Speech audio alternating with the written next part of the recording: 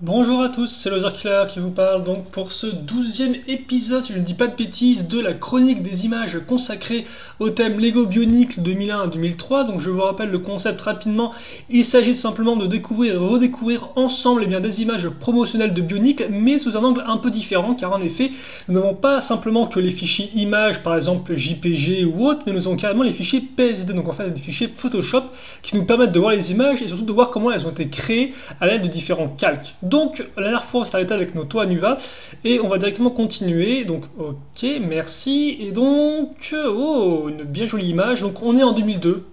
Là encore, toujours. Hein. Les Borok attaquent l'île de Matanui de façon assez intense, et bien sûr, les Toa, équipés de leur masque doré qui leur donne beaucoup de pouvoir, eh bien, sont à leur poursuite pour les arrêter. Voilà. Et donc, c'est ce que je disais. Nous sommes dans Photoshop là, donc on va par contre peut-être. Alors je voulais juste. Alors on va juste afficher les contours du calque. Voilà, merci, c'est gentil. Donc effectivement, ce que je disais, on est dans Photoshop et donc comme on peut voir, eh bien, on peut enlever ou mettre des calques afin de voir comment a été créée l'image. Et donc eh bien c'est parti. Donc déjà, eh bien, on va retirer ce calque-là qui va retirer, comme on peut le voir, tout ce qui est la végétation aux alentours. Le calque 8, quant à lui, bah, retire tout un tas de végétation. Et là encore, vous allez voir que plus on va en retirer, moins l'image aura vraiment de charme. Hein. Oh, alors ça, c'est un calque de fumée, visiblement, mais qui permet aussi, comme on peut voir, d'atténuer un peu les couleurs à ce niveau-là. D'accord. Ça, c'est les rochers à l'avant. Le calque 12, c'est l'impact, visiblement, l'effet d'impact. Donc, comme on peut voir là, on commence à un peu mieux discerner notre Borok. Vert à l'avant, donc c'est le Levac. Oh bah tiens, justement, il y avait deux effets carrément d'impact. Enfin, effet de vitesse aussi, je tiens à dire, sur l'avant de sa tête. Alors, layer 3 copie, qu'est-ce que c'est que ça? Oh, donc effectivement, de base, on a notre calque 3 qui est le Borok, comme on peut le voir. Donc ça, c'est vraiment le modèle 3D tel quel. Hein. Donc forcément, là, il n'y a pas vraiment beaucoup de dynamisme. Et donc, eux, ils vont, voilà, hein, couper le haut de la tête et lui donner un effet de flou de vitesse afin qu'il puisse bouger sa tête. Ok, d'accord. Le calque 5, bah, c'est la roche. Hein, donc, alors par contre, je suis très débile parce que je devrais plutôt prendre les calques comme ça afin de vraiment voir, voilà, s'il n'y a pas des éléments cachés. Alors le calque 7, c'est quoi? Oh, donc c'est toute la fumée, d'accord. Et si je désactive le calque de fusion, d'accord, donc de base, effectivement, tout le brouillard était là. Alors les calques de fusion, en fait, c'est des sortes de calques que vous allez mettre par-dessus des... cette sorte d'effet, entre guillemets, que vous allez mettre par-dessus vos calques. Voilà. Le 15, c'est quoi? C'est juste le masque, c'est ça? C'est effectivement le masque qui est ici. À ce niveau-là. Et donc ça, ensuite, qu'est-ce qu'on a? Bon, en fait, voilà, ça, c'est plein d'effets sur le masque, hein, comme vous pouvez le voir. En fait, je crois que là encore, on s'était rendu compte la dernière fois que... Ok. euh, que les masques dorés, en fait, n'étaient pas du tout dorés de base. Ah oui, donc en fait, ils ont mis plein d'effets. Donc c'est ça qui est assez intéressant. Il faut que j'explique rapidement. C'est qu'en fait, si vous voulez, le calque, d'abord, ils le mettent sur sur toute l'image, si vous voulez. Donc, par exemple, ils mettent un effet de couleur sur toute l'image. Et après, ils réduisent l'effet du calque juste sur le masque. Et donc ça, ils le font grâce au masque de fusion, justement. Voilà. Donc, bon, si vous ne comprenez pas tout, c'est pas très très important. Comme vous voyez, pour l'instant, on avance surtout et on retire. Et voilà, effectivement, c'est ce qu'on disait. Hein. Comme on a pu déjà le voir avec Poitou, si je dis pas de bêtises, la plupart des voilà, les masques en fait ne sont les masques dorés sont une sorte d'effet rajouté par-dessus bord, comme on peut le voir. Parce que de base, on a vraiment le Liwa de base avec son masque vert. Bon, par contre, son masque vert qui a bien manché là, pour le sait quelle raison. Le... Oh, donc en fait, il y a deux calques 15 visiblement. Quelle est la différence entre les deux? D'accord, l'un est un peu plus violent que l'autre. Ah, il est carrément cassé notre Liwa. Notre Liwa plutôt. Donc l'effet de vitesse qu'on enlève, et là c'est le calque 9. Alors je sais pas. Je- Il est là. Voilà. Ah donc là encore je crois qu'en fait c'est. On a plusieurs Liwa. Alors on a celui-ci. celui-ci qui est... Ah bah en fait, ouais, il n'y a carrément rien en celui-là. Attendez, on va retirer le... Oh, donc là on l'a bien en version, bien comme il faut le livre, tiens. Et après on a aussi celui-ci, qui est juste un effet de flou en fait. Et donc je me souviens plus comment ils ont fait leur coup, mais il me semble qu'en fait ils ont laissé l'effet de flou. Donc là on a tous les livres. Voilà, tiens, hop là, c'est magnifique, tiens. Ok, alors je crois que j'ai viré un truc en vrac. J'ai viré la grosse pierre en vrac. Et qui d'ailleurs... Voilà, il n'y a pas... Ah, ici, il y a un petit bout de roche qui traînait à ce niveau-là. D'accord. Le calque 6, qui m'a l'air bien vide. Voilà, forcément, c'est du nuage. Le calque 1... Et toujours cette plante planquée, je ne sais où. Voilà. Ah, et d'ailleurs, là, effectivement, comme vous pouvez le voir, l'image est un peu coupée, hein. De base, il y a juste ça qui ressort, alors que, comme vous pouvez le voir, il y a vraiment les montagnes qui sont faites à ce niveau-là. Et dans le calque 4 ressemble à ça. Voilà, donc si vous voulez une plante à mettre à vos images, vous pouvez la mettre. Ok, bah, rien de spécialement cachant cette image, hein, on voit un peu effectivement des choses assez habituelles. Comme par exemple le masque doré qui est un peu qui est fait en plusieurs effets, etc. Et donc justement en parlant de masque doré, voici Tanok, notre Borok du feu, qui tient le masque doré de Tahu, ou Taou, je préférais. Et là je crois qu'on va être beaucoup plus vite fait en termes de calque, comme par il y en a assez peu de calque. Et donc déjà on commence avec effectivement l'effet de la lumière qui se reflète entre guillemets sur le masque, qui donne un très joli effet. Là encore c'est plein de choses, hein, et je me répète souvent, qu'on ne voit pas qu'on ne voit pas vraiment quand on regarde les images pour une première fois. D'autant plus que ces images-là, souvent, elles étaient imprimées sur des posters ou autres en vraiment petit format, ce qui fait que bah, on voyait l'essentiel de l'image, forcément, mais on voyait pas les détails. Donc c'est vraiment intéressant. Enfin, je trouve. Alors ça, je sais pas. C'est c'est ces dessous de bras visiblement qui dégagent de la fumée, je ne sais pas. C'est enfin non, c'est pas ces dessous de bras, son dessous de main plutôt. Voilà, bon là encore, hein. De base le calque est un peu plus massif et avec un masque de fusion, ensuite ils cachent ce qu'ils ont pas envie ils cachent des masques. Gold Mask, donc ça doit être le masque doré logiquement, ça, si je suis fort en anglais. Et je suis fort en anglais, donc c'est effectivement ça, avec un effet assez peu probant. Et j'ai encore oublié de mettre mon affichage. Et il n'y a même pas de raccourci clavier en plus pour ce truc. Contour du calque, allez. Front lisse. Qu'est-ce que front lisse? Eh bien, je ne sais pas du tout. Je crois que c'est de la... Voilà, hein, c'est de la bonne fumée, brouillard, tout ce que vous voulez. Oh, assez intéressant comme point, parce que là, donc effectivement, les Boroks sont des machines qui sont contrôlées par des organismes organiques justement qu'on appelle les kranas. Donc les kranas c'est en fait ça qui se met dans leur tête. Et donc on peut voir de base le krana ne ressort pas du tout dans l'image 3D, hein. Donc ils l'ont vraiment fait ressortir après coup. Par contre si mon Photoshop ne bug pas, voilà merci. Oh, c'est assez rigolo ça tient. C'est-à-dire que de base ils avaient effectivement cette image là comme vous pouvez le voir, hein. Donc hop là ça c'est l'image telle quelle, je peux la virer.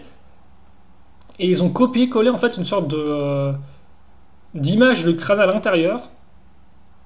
Et après ils ont fait en sorte en fait de découper soigneusement pour que bah, il y ait bien enfin que le toit comme par que ils ont fait en sorte de découper afin que voilà, que tout ça soit caché par le calque qui était en dessous d'ailleurs. Ok, ok, c'est plutôt intéressant je trouve. Bon. T'as eu Mask Light.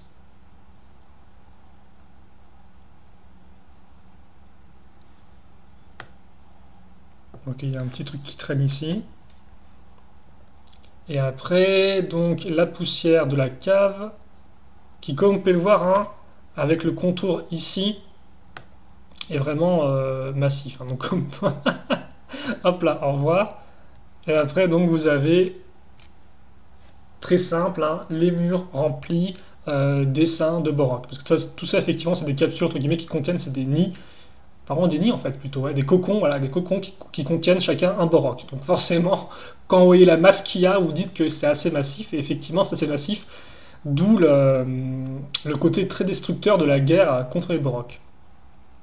Dans les Borok, hein, je ne sais pas si j'ai dit, mais c'était les premiers ennemis des Toa en Bionicle, qui sortaient en canister. Parce qu'effectivement, auparavant, en 2001, donc la première année de Bionicle, là, les ennemis étaient des Rai, donc des animaux sauvages, et ils étaient sortis uniquement sous format de boîte de jeu. Voilà.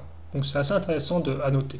Alors que les Borok, eux, effectivement, sortaient sous forme de canister et d'une, et de deux, reprenaient le concept des Toa, à savoir plusieurs éléments, donc ce qui fait qu'on avait au final 6 personnages qui étaient exactement les mêmes en termes de construction, mais qui avaient des couleurs différentes. Donc là, on a effectivement... Alors là, comme on peut voir, c'est assez important, ça c'est le combat final de 2002 contre les Barak. Donc les Barak, oui, ici, ce sont qui? Eh bien, ce sont les... Alors, par contre, peut-être un zoom un peu trop violent pour son propre bien. Les Barak, ce sont les mères des Borok, entre guillemets. Ce sont elles qui commandent les essaims de Borok, hein, à travers leur crâne, entre guillemets, si je ne dis pas de bêtises, enfin, qu'ils communiquent à travers leur crâne. Et donc, voilà, c'est elles qui veulent détruire Matanui. Je ne sais pas si j'ai déjà dit ça. Mais les Borok, effectivement, sont relâchés pour détruire tout Matanui, pour, entre guillemets, aplanir toute l'île de Matanui, quoi, vraiment tout détruire, pour la faire revenir comme elle était dans les anciens temps. Mais ça semble un peu étrange pour les Toa, qui ne voient pas trop ce que veulent dire les Borok par ça. Et de toute façon, ça, on le saura que beaucoup plus tard dans l'histoire de Bionicle, hein. Ce ne sera révélé leur vrai but que beaucoup plus tard. Bref, donc effectivement, les deux mères...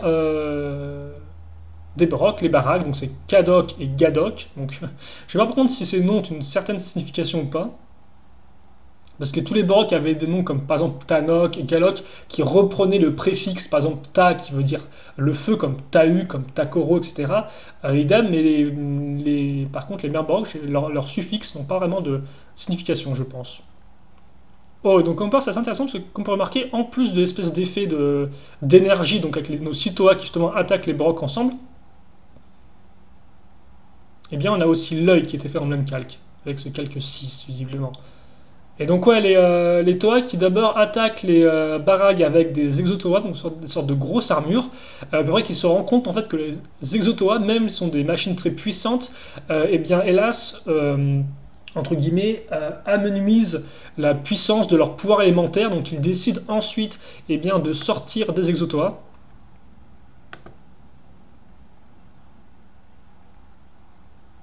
Bah là, carrément, ça perd un peu de son côté monstrueux, tiens. Ils décident de sortir des Exotoa, justement, et après, voilà, ils se mettent les 6 et ils attaquent en même temps contre les Barag afin de créer une prison de protodermis, si je ne dis pas de bêtises. Et d'ailleurs, c'est une, si ce n'est la première mention du protodermis dans Bionicle, hein, le protodermis qui est l'élément, en fait, un peu majeur de l'univers Bionicle, qui est très peu mentionné, donc 2001-2003, hein, juste quelques mentions ici et là, comme par exemple le fait que justement les mères Borok sont enfermées, comme on peut le voir, en fait c'est vraiment une photo du jouet, si je dis pas de bêtises, hein. C'est pas un modèle 3D ça, non?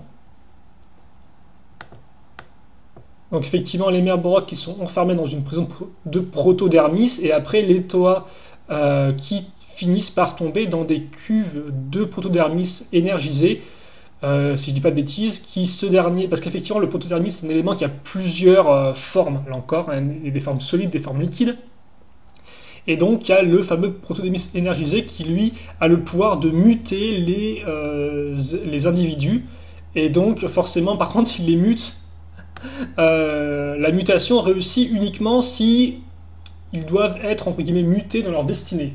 Si ce n'est pas le cas, le plus souvent ils meurent complètement, entre guillemets, fondu un peu l'intérieur par du protodermis, quoi. Et donc, heureusement pour nos Toa, on a une sorte d'ombre blanche, je vois pas trop ce qu'elle amène, cette espèce d'ombre. Elle amène pas grand-chose, hein, à part faire sortir des éléments ici, là. Et donc, nos Toa, eux, c'était leur destinée d'être mutés en Toa Nuva, donc grâce au protodermis énergisé. Je sais pas si vous suivez tout ce que je dis, parce que là je raconte un peu l'histoire de Bionicle pendant que je bouge des calques, ce qui n'était pas la meilleure des choses, me connaissant. Ok, donc en fait on a vraiment beaucoup de fumée là, hein. Et je pense que le calque 7, ce sont les effets, ok. Layer 1. Donc layer ça veut dire calque en anglais, hein, pour ceux qui se demanderaient.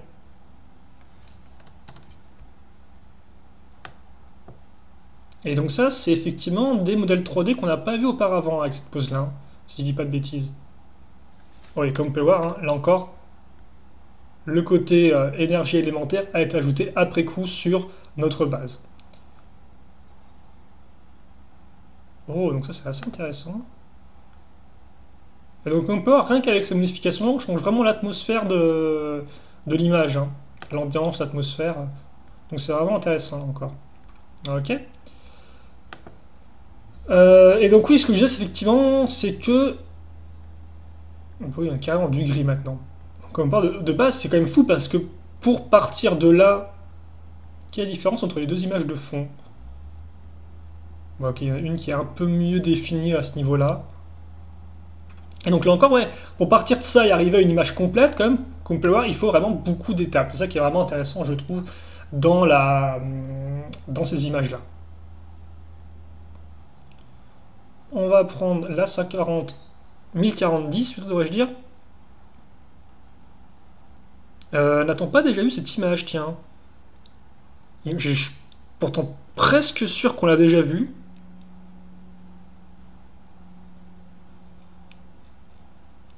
Bah oui, il me semble qu'on l'a vu, non? Qu'est-ce que c'est que ça, hein? Bon, on va faire ça rapidement, comme on peut voir. Donc c'est Unuva qui approche un Borog de feu. D'accord. Mais si, il me semble qu'on l'a vu cette image-là. Si, on l'a vu, non? C'est fou ça. J'étais pourtant sûr d'avoir juste vu une image dans la. Alors, qu'est-ce que c'est que ce machin? Alors, par contre, là encore, je n'affiche pas mon contour de calque. De toute façon, il n'y a pas grand-chose à afficher, visiblement. Tout est bien dans l'image. Attendez, c'est bizarre parce que j'ai vraiment. Ouais, merci. Ah oui, d'accord, ok. Oui, ok, d'accord. Donc ouais, de base, il y avait ça effectivement, et comme on peut le voir, avec le masque de fusion, eux, ils cachent carrément tout le baroque pour juste garder, et bien justement, la partie, le sol, quoi, grosso modo. Alors on va peut-être remettre tout ça ici. Cette image-là est aussi plutôt cool, hein, même sans baroque, vous avez quand même Tahu visiblement qui affronte les inconnus. C'est assez. Qui affronte les inconnus. Pas le groupe de comédiens par contre. Mais non. Enfin, je peux déjà t'annoncer n'importe quoi. Qui affronte l'inconnu plutôt, pas les inconnus. Bon, voilà, donc on part des effets. Là, je pense que c'est le calque avec Tahu. C'est presque ça, non, c'est un calque fumé. Comme le saumon d'ailleurs. Bon, ok, je crois que je vais arrêter de dire n'importe quoi. Et donc cet Tahu, ça, il est plutôt cool notre petit Tahu comme ça, je trouve, non? Fais voir ta mimine, toi, hein? Avec son gros masque doré. Bon, ce masque de fusion, je vois pas trop ce qu'il cachait, mais... Ah bah il y a quand même Tahu en fait derrière. Tiens, c'est quoi la différence entre les deux Tahu? Il n'y a pas beaucoup de différence, j'ai l'impression, hein. Peut-être ouais, une un peu plus claire que l'autre, d'accord, pourquoi pas. Ok. Bah, non, c'est bizarre en fait. Ouais, je pensais l'avoir déjà fait. Peut-être que je me trompe, peut-être qu'il y a une autre image similaire avec un Borok qui approche aussi comme ça en format de boule. Je ne sais pas trop. Mais en tout cas, ouais, c'est. Ok. Bon. Ah bah pour une fois qu'on va vite sur une image, je vais pas spécialement me plaindre parce que des fois, ça, je suis quand même un peu lent, je trouve, hein. Donc bon. Oh, et forcément, hein. Forcément. Voilà, donc ça, bah, ça c'est caractéristique de Bionicle. Alors, même de Bionicle, je pense, alors peut-être plus les premières années que les dernières, mais effectivement, cette image du masque, soit de face, soit de profil, est très importante pour la direction entre guillemets artistique de Bionicle, pour créer un peu l'univers, le contexte graphique, si vous voulez. C'est vrai qu'en 2001, on avait donc notre masque, donc on s'appelle un O, le masque comme ceci, le masque de Tahu. On avait le O infecté, donc infecté par Makuta, donc le grand méchant de l'histoire. Oh, donc tu vois, comme on peut voir, forcément là. Oh, d'accord. Donc comme on peut voir, c'est effectivement, c'est les yeux qui brillent, et ça, c'est comme on peut remarquer, l'effet de la brillance sur l'intérieur du masque. Là encore, c'est un truc auquel j'aurais pas du tout pensé personnellement, mais qui permet vraiment d'ajouter du réalisme à l'image. Et pourtant, c'est vrai qu'on n'y pense pas du tout, quoi. Car effectivement, voilà, sans ça, bah voilà, vous avez juste ça, quoi. Alors qu'avec, vous avez vraiment le contour qui est bien réalisé. C'est fou, hein. Il y a vraiment beaucoup de travail qui a été fait là-dedans. Ok, donc ça c'est une sorte de teinte de couleur qui est appliquée sur l'image. Et donc oui, ce que je disais, c'est effectivement en 2001, on avait donc le haut infecté, et donc en 2002, on reprend cette image bien connue, sauf que cette fois-ci, c'est le haut qui presque entre guillemets fond avec un crâne qui prend l'autre côté, quoi. Cette image un peu de double masque, de double personnalité, on la retrouvera par la suite en 2003 et après on retrouvera les masques de face aussi en 2004. Et donc on peut voir là, toute la partie un peu en dessous, qui est un peu plus bancale, a eu le droit à un joli coup de brouillard. Et donc voilà, comme on peut le voir, de base on a bien un haut tout à fait normal, hein. Donc ils ont en fait bien pris deux modèles 3D qu'ils ont ensuite fusionnés les uns aux autres. Ce qui est honnêtement pas l'effet le plus compliqué à faire avec Photoshop, hein, même moi je pourrais plus ou moins reproduire quelque chose comme ça, même si c'est un peu moins, de façon un peu moins propre, forcément. Mais voilà, et donc là on a juste le crâne, du moins une sorte de côté de crâne qui est propre, l'autre m'a l'air un peu plus abîmé. C'est quoi ça? D'accord, c'est un peu. Oh, ok, c'est l'espèce de sorte un peu de fumée un peu toxique qui sort du crâne, ce qui est assez cool d'ailleurs. Même s'il me semble pas qu'il y ait d'ailleurs de la fumée toxique qui en sorte dans l'histoire, hein. D'après ce que j'ai lu, normalement, il y a pas de choses comme ça. Les crânas sont certes organiques, mais normalement, il n'y a rien vraiment qui s'échappe d'eux comme ça, si je dis pas de bêtises. Donc ça, c'est effectivement le côté brillant du crâna. Et donc encore, plus on enlève, moins on a effectivement de parties qui ressortent. Et là, on est carrément avec du gris, en fait, hein. Quand on parle, toute l'espèce de teinte un peu vert-orange qu'on aura par la suite, elle se fait après coup, quoi. Car de base, vous avez juste ça. Et donc là, effectivement, on a bien... bah dis donc, c'est un peu flippant, ça. On a bien le crâna tel quel. Est-ce qu'on peut retirer tous les autres calques? Voilà, donc on a la tête de toi, plus le crâne. Alors, il y a un œil qui n'est pas rempli, ce qui est assez étrange, tiens. Ok, les reins, effectivement, le masque ont un peu plus... Ah oui, c'est vraiment... C'est super rigolo, ça, comme on peut le voir, quand on regarde ça comme ça, on se dit, waouh, c'est super propre et tout, et en fait, plus on retire des trucs, plus on se rend compte qu'en fait, c'est vraiment juste une sorte d'esquisse faite à l'arrache avec un pinceau noir, et l'œil qui a aussi été fait, genre, vraiment à l'arrache, quoi. Mais comme on peut voir, là, ça le cache parfaitement bien, donc il n'y a pas de souci à ce niveau-là. Qu'est-ce que le backglow? Bah ouais, ok, d'accord, forcément. Et le fond noir. D'accord, d'accord. Ok, ok, ok, ok. Est-ce que j'ai la durée de mon truc, là? Ça fait 22 minutes que je cause. Bah tiens, 22 minutes. On va peut-être faire la dernière, la 1051 alors, et puis on arrêtera là-dessus, je pense. Là encore avec une image que je suis presque sûr d'avoir déjà vue, de toute façon c'est moi qui l'ai vue un peu en vidéo. Et donc, eh bien justement, nous avons nos Borok là qui ont... C'est vrai qu'on a un peu pris ça dans n'importe quel sens, hein. On a vu déjà la fin des Borok avec l'anéantissement, l'emprisonnement plutôt des mères Borok par les toits, parce qu'effectivement les toits ne tuent pas. C'est dans leur code d'honneur, donc ils les enferment juste, ils les font prisonniers. Donc on a vu la fin des Borok, et là comme port, on revient au tout début quand les Borok effectivement sortent de leur cocon. Et d'ailleurs ça ils le font directement à la fin de 2001. Dès que Makuta est battu en 2001, entre guillemets, les Borok, comme un signal, sortent de leur cocon, et il faudra assez peu de temps avant qu'ils remontent à la surface, donc qu'ils commencent leur chaos à travers l'île de Matanui. Donc beaucoup de calques d'effets, comme vous pouvez le voir là, pour ces premiers calques. Voilà. Alors on va quand même peut-être, histoire de mettre ces fichus contours de calque. Voilà. Ah oui, donc là on est une masse toute grise, tiens, c'est... on a plus de masse du tout, tiens. On a juste une sorte de boule d'énergie qui sort du cocon. C'est un peu... Ouais, c'est bizarre qu'il y ait cette espèce d'effet tout grisâtre sur le modèle 3D. Je me serais attendu à un truc un peu plus... Non, non, pourtant c'est bien ça, c'est bien ça. D'accord, ok, bah on va virer Tanok alors, et il va plus rester grand chose de notre... Ouais, donc tout l'effet de l'espèce de cocon, on dirait presque de la terre en fait qui sort, hein. J'aime bien ce côté un peu terre justement, on dirait presque que c'est organique en fait, c'est vraiment des cocons qui sont, voilà, qui sont là depuis des millénaires, qui ont pris de la poussière, de la terre dessus, et donc quand ils explosent sur toute la vieillesse du truc, quoi, sont tous les millénaires se briser en un instant, Mais par contre, c'est vrai que les brocs qui sont dans eux, ils ne sont pas du tout brisés, ils sont en parfait état. Donc tu as ce côté un peu ultra propre contre le côté un peu plus sale de la... Oh, on a une sorte de brouillard, c'est ça? Ok, d'accord, on a une sorte d'ombre comme ça. On a ce côté un peu sale, effectivement, qui ressort. Et oui, donc ce que je voulais dire en finir la vidéo, c'est que effectivement le protodermis est très peu mentionné de 2001 à 2003, mais par contre il devient vraiment un élément central de l'univers bionicle en 2004, donc quand on apprend plus effectivement sur la fameuse...